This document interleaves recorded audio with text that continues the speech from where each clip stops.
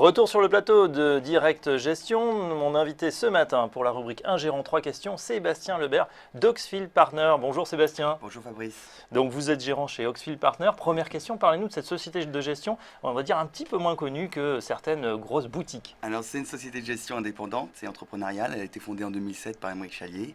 Et c'est une société de gestion qui gère aujourd'hui un peu plus de 200 millions d'encours d'euros. C'est une société de gestion qui gère 4 fonds, des fonds diversifiés, des fonds de performance absolue et des fonds investis, dont un dont on va parler aujourd'hui, c'est OFP Optimal Value. Le dernier né, on l'a lancé il y a un peu moins de 2 ans et c'est celui qui a collecté, on va dire, qui a performé de plus de 25% en moins de 2 ans. C'est un fonds investi, un fonds patrimonial. Alors justement, c'est un fonds flexible, diversifié, patrimonial, c'est ça? Exactement. Expliquez-nous donc ce que c'est que flexible, que diversifié et que patrimonial. Alors, il a un indicateur de référence, c'est 65% d'obligations mondiales et 35% d'actions mondiales. Donc globalement, il est investi sur toutes les zones. Il a une marge de manœuvre entre les actions et les obligations.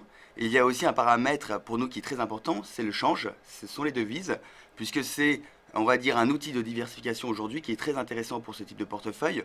On a vu que ce sont des portefeuilles qui sont investis, il y en a déjà quelques-uns sur la place. Maintenant, ce qui fait nos spécificités, nous, c'est vraiment de savoir sélectionner les zones, de savoir sélectionner les classes d'actifs et de pouvoir fournir un portefeuille bien équilibré qui va performer même en période, on va dire, de crise de marché.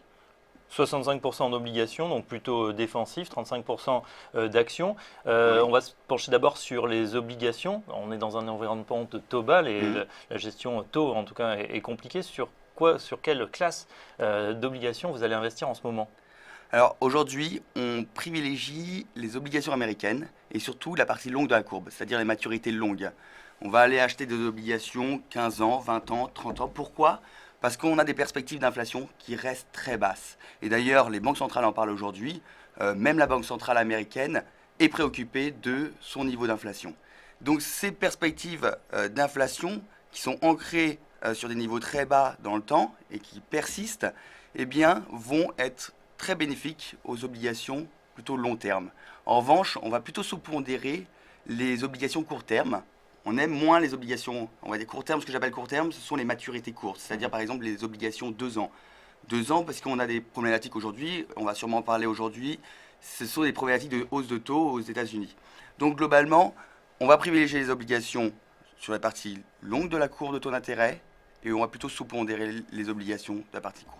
D'accord. Pour la poche action, en revanche, vous êtes totalement investi ou vous avez commencé à réduire la voilure en ce moment? On a réduit la voilure, on est prudent, notamment sur les actions américaines. On n'a plus d'actions américaines en portefeuille, ce qui était plutôt un bon pari, puisque aujourd'hui les actions américaines n'ont quasiment rien fait depuis le début de l'année, alors que les actions américaines n'ont plutôt rien fait depuis le début de l'année.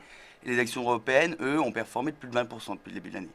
Donc nous, on a privilégié dès le mois de janvier des actions européennes. Très bien. Pour en savoir plus sur la performance d'OFP Optimal Value, je vous renvoie au site internet de la société de gestion, donc Oakfield Partners, fonds flexible, patrimonial et diversifié. Merci à Sébastien Lebert de nous avoir mieux expliqué ce fonds. Tout de suite, on va passer au débat dans Direct Gestion. À tout de suite.